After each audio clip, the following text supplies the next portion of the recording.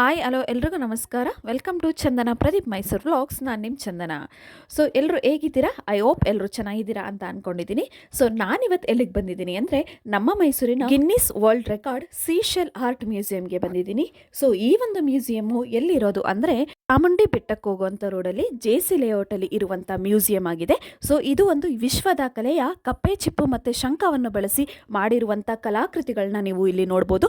ತುಂಬಾ ಚೆನ್ನಾಗಿದೆ ಅಂತಲೇ ಹೇಳ್ಬೋದು. ನೀವಿಲ್ಲಿ ಬಂದರೆ ನೀವೆಲ್ಲೂ ನೋಡಿರದ ವೆರೈಟಿ ಆಫ್ ಕಪ್ಪೆ ಚಿಪ್ಪು ಮತ್ತು ಶಂಖಗಳನ್ನ ಕೂಡ ನೀವು ಇಲ್ಲಿ ನೋಡ್ಬೋದು ಅಂತಲೇ ಹೇಳ್ಬೋದು. ಹಾಗೆ ಒಳಗಡೆ ಎಂಟ್ರೆನ್ಸ್ ಆಗ್ತಾ ಇದ್ದಂಗೆ ಇಲ್ಲಿ ಒಂದು ಸಮುದ್ರ ಮಾದರಿಯಾದ ಕಲಾಕೃತಿಗಳನ್ನ ಕೂಡ ಮುಂದೆ ಎಂಟ್ರೆನ್ಸ್ ಅಲ್ಲಿ ಇಟ್ಟಿದ್ದಾರೆ. ಸೊ ಅದು ನೋಡೋಕ್ಕೇ ತುಂಬಾ ಚೆನ್ನಾಗಿದೆ. ಸೊ ಅದ್ರ ಒಳಗಡೆಯಿಂದ ಒಂದು ಶಂಖದಿಂದ ಒಳಗಡೆ ಬಂದರೆ ನೀವಿಲ್ಲಿ ಒಳಗಡೆ ಈ ರೀತಿ ಸೆಲ್ಫಿ ಪಾಯಿಂಟ್ ನಾನು ಏನು ತೋರಿಸ್ತಾ ಇದ್ದೀನಿ. ಸೊ ಇಲ್ಲಿ ಸೆಲ್ಫಿ ಪಾಯಿಂಟ್ ಅಂತ ಮಾಡಿದ್ದಾರೆ. ಸೊ ಇಲ್ಲಿ ಕೂಡ ನೀವು ಸೆಲ್ಫಿ ಫೋಟೋಗಳನ್ನ ಕೂಡ ತೆಗೆಸ್ಕೋಬಹುದು.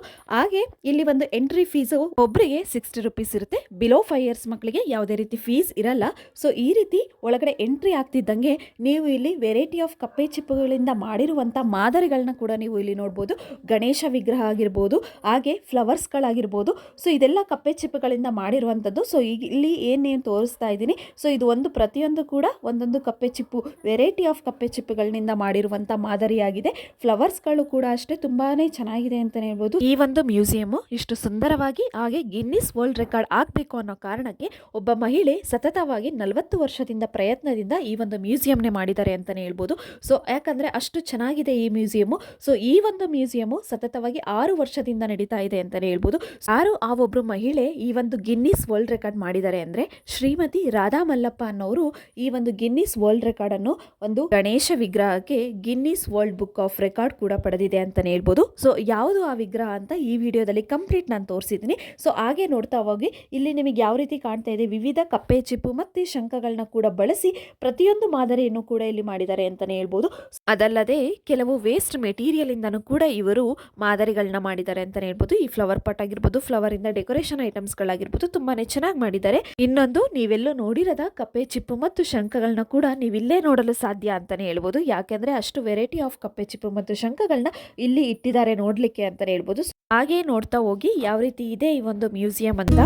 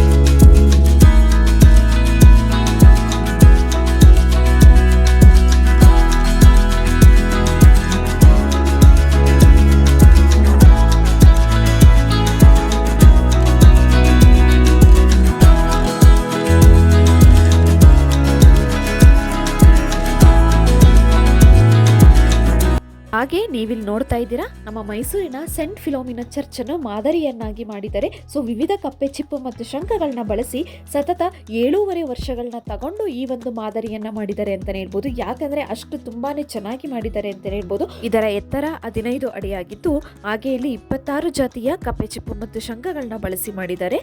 ಹಾಗೆ ಇದರ ಭಾರ 4630 kg ಇದೆ ಅಂತಾನೆ ಹೇಳ್ಬೋದು. ಈ ಒಂದು ರೆಪ್ಲಿಕಾನ ಮಾಡಿರೋರು ಶ್ರೀಮತಿ ರಾಧಾ ಮಲ್ಲಪ್ಪ ಅನ್ನೋರು ಈ ಒಂದು ಸುಂದರವಾದ ಚರ್ಚ್ ಅನ್ನು ಮಾಡಿದ್ದಾರೆ. ಹಾಗೆ ಇಲ್ಲಿ ಶಿವನ ದೇವಾಲಯ ಕೂಡ ಇದೆ. ಸೊ ಇಲ್ಲಿ ನೀವು ನೋಡ್ತಾ ಇದ್ದೀರಾ ದೀಪಗಳನ್ನ ಕೂಡ ಇಲ್ಲಿ ದೊಡ್ಡದಾಗಿ ಮಾಡಿದ್ದಾರೆ. ಸೊ ಅದು ಕೂಡ ಶಂಕರಿಂದನೇ ಮಾಡಿರೋದು. ಹಾಗೆ ಇಲ್ಲಿ ಶಿವನ ದೇವಾಲಯ ತುಂಬಾನೇ ಚೆನ್ನಾಗಿದೆ ಅಂತಾನೆ ಹೇಳ್ಬೋದು. ಪ್ರತಿಯೊಂದು ಕೂಡ ವಿವಿಧ ಜಾತಿಯ ಕಪ್ಪೆ ಚಿಪ್ಪು ಮತ್ತು ಶಂಖಗಳನ್ನ ಬಳಸಿಯೇ ಕೂಡ ಈ ಒಂದು ಮಂಟಪನ ಮಾಡಿದ್ದಾರೆ. ಹಾಗೆಯೇ Guinness world book of record ಮಾಡಿರುವಂತಹ ಗಣೇಶ ವಿಗ್ರಹನು ಕೂಡ ನೋಡಬಹುದು. ಸೊ ಇಲ್ಲಿ ವಿವಿಧ ಜಾತಿಯ ಕಪ್ಪೆ ಚಿಪ್ಪು ಮತ್ತು ಶಂಖನ ಬಳಸಿ ವಿಶ್ವದ ಅತ್ಯಂತ ಎತ್ತರವಾದ ಗಣೇಶ ಎಂದು Guinness world book of record ಕೂಡ ಮಾಡಿದೆ. ಸೊ ಈ ಒಂದು ಗಣೇಶದ ಎತ್ತರ ಸುಮಾರು 11 ಅಡಿಯಾಗಿದೆ. ಹಾಗೆ ಈ ಒಂದು ಗಣೇಶ ವಿಗ್ರಹನ ತಯಾರು ಮಾಡಲಿಕ್ಕೆ ಸುಮಾರು 6 ವರ್ಷಗಳನ್ನ ತಗೊಂಡಿದ್ದಾರೆ ಅಂತಾನೆ ಹೇಳ್ಬೋದು. ಸೊ ಅಷ್ಟು ಚೆನ್ನಾಗಿದೆ ಈ ಒಂದು ಗಣೇಶ ವಿಗ್ರಹ. ಸೊ ಈ ಒಂದು ಮ್ಯೂಸಿಯಂನ ಅದು ಒಂದು ಕಳೆ ಅಂತಾನೆ ಹೇಳ್ಬೋದು. ಸೊ ಯಾಕಂದ್ರೆ ಅಷ್ಟು ಚೆನ್ನಾಗಿದೆ. ಸೊ ನೀವು ಹಾಗೆ ಇಲ್ಲಿ ನೋಡ್ತಾ ಹೋಗಿ ವಿವಿಧ ಜಾತಿಯ ಕಪ್ಪೆ ಚಿಪ್ಪು ಮತ್ತು ಶಂಖನ ಬಳಸಿ ಅನೇಕ ಕಲಾಕೃತಿಗಳನ್ನ ಕೂಡ ಇಲ್ಲಿ ಮಾಡಿದ್ದಾರೆ.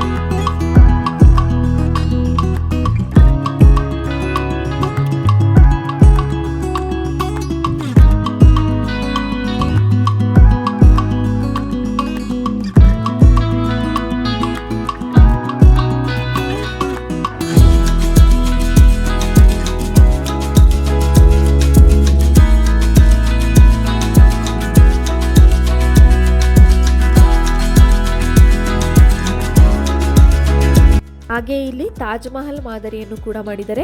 ಇದು ಸತತವಾಗಿ 8 ವರ್ಷಗಳನ್ನ ತಗೊಂಡು 42 ಜಾತಿಯ ಕಪ್ಪೆ ಚಿಪ್ಪು ಮತ್ತು ಶಂಖನ ಬೆಳೆಸಿದರೆ ಇದರ ಎತ್ತರ 9.5 ಅಡಿ ಇದೆ ಅಂತಾನೆ ಹೇಳ್ಬೋದು. ಇದು ಕೂಡ ತುಂಬಾನೇ ಚೆನ್ನಾಗಿದೆ ನೋಡ್ಲಿಕ್ಕೆ ಅಂತಾನೆ ಹೇಳ್ಬೋದು. ಇಲ್ಲಿ ಪ್ರದರ್ಶನಕ್ಕಾಗಿ ವಿವಿಧ ಜಾತಿಯ ಕಪ್ಪೆ ಚಿಪ್ಪು ಮತ್ತು ಶಂಖಗಳನ್ನ ಕೂಡ ಇಲ್ಲಿ ನೀವು ನೋಡಬಹುದು. ಹಾಗೆ ಮಾರಾಟಕ್ಕಾಗಿ ಕೂಡ ಡೆಕೋರೇಟಿವ್ ಐಟಮ್ಸ್ ಗಳನ್ನ ಇಲ್ಲಿ ಸೇಲ್ ಮಾಡ್ತಾ ಇದ್ದಾರೆ. ಜೊತೆಗೆ ಮಕ್ಕಳ ಆಟಿಕೆಗಳಾಗಿರ್ಬೋದು, ಹಾಗೆ ಜ್ಯುವೆಲರಿ ಐಟಮ್ಸ್ ಗಳಾಗಿರ್ಬೋದು, ಹೀಗೆ ಪ್ರತಿಯೊಂದು ಕೂಡ ಮಾರಾಟಕ್ಕೂ ಕೂಡ ಇಲ್ಲಿ ನೀವು ನೋಡಬಹುದು ಅಂತಾನೆ ಹೇಳ್ಬೋದು. ಆಗ್ಲೂ ಹೇಳ್ತಾ ಇದ್ದೀನಿ, ನೀವಿಲ್ಲಿ ಬಂದ್ರೆ ನೀವೆಲ್ಲೂ ನೋಡಿರದ ಕಪ್ಪೆ ಚಿಪ್ಪು ಮತ್ತು ಶಂಖಗಳನ್ನ ನೋಡ್ಬೋದು ಅಂತಾನೆ ಹೇಳ್ಬೋದು. ಸೊ ನೀವು ನಿಜವಾಗ್ಲೂ ಹತ್ತಿರದಿಂದ ನೀವು ಏನು ನೋಡ್ತೀರಾ ಅದು ತುಂಬಾನೇ ಚೆನ್ನಾಗಿ ಕಾಣುತ್ತೆ ಈ ಒಂದು ಕ್ಯಾಮ್ರಾದಿಂದ ನೋಡೋದಕ್ಕೂ ಅಥವಾ ನೀವು ಡೈರೆಕ್ಟ್ ಆಗಿ ನೋಡೋದಕ್ಕೂ ಅಂತಾನೆ ಹೇಳ್ಬೋದು. ಸೊ ಈ ಮ್ಯೂಸಿಯಂ ತುಂಬಾನೇ ಚೆನ್ನಾಗಿದೆ. ನೀವು ಇಲ್ಲಿ ಬಂದು ಚಾಮುಂಡಿ ಬೆಟ್ಟಕ್ಕೆ ಹೋಗೋ ರೋಡಲ್ಲಿ ಫಸ್ಟಿಗೆ ನೀವು ಹೋಗ್ತಾನೆ ಸಿಗುತ್ತೆ ಅಂತಾನೆ ಹೇಳ್ಬೋದು. ನೋಡ್ಕೊಂಡು ಆರಾಮಾಗಿ ಹೋಗ್ಬೋದು.